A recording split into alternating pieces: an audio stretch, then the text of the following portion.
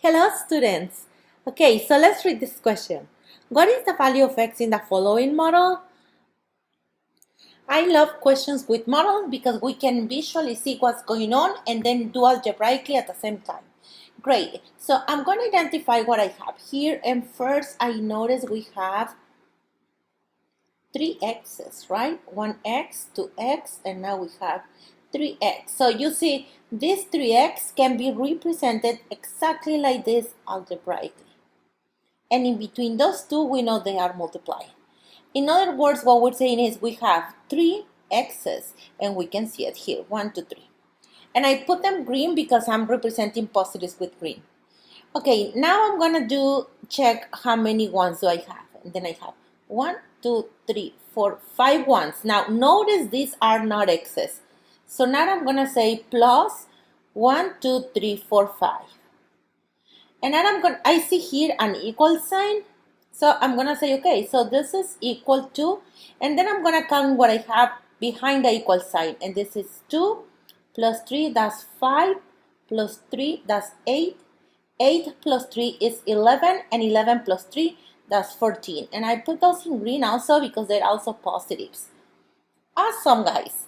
And remember, what we do to the left side of the equal sign, we gotta do it on the right side of the equal sign. And why? Because remember, we've been saying this is like having a balance. And if we have the equal sign, it means they have the same weight. And we need to keep it equal at all times. Okay, so our ultimate goal is to figure the value of this x here. So I'm gonna start removing some x's on the left side, and I have to make sure that I can remove them on the right side. So I can remove 1, 2, 3, 4, 5 on the left side. Can I remove 5 on the right side? Yes, we have plenty. So I'm gonna do that. 1, 2, 3, 4, 5, and here that will be 2, and this 3.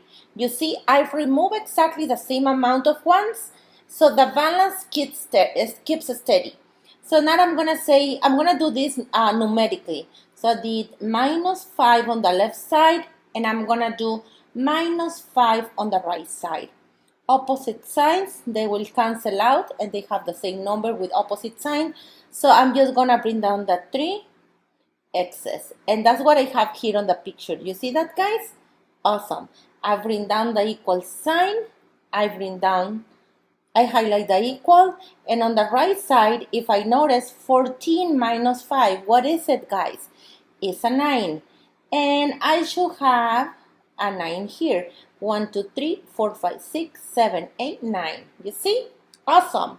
Now, all what we have to do is we're going to break down, instead of having just one big group of 3 x's, I'm going to do individual groups. On each one, I'm going to have 1 x. So what I'm going to say is, for these x's here, for these 3 ones here, I'm going to assign 1x here. You see?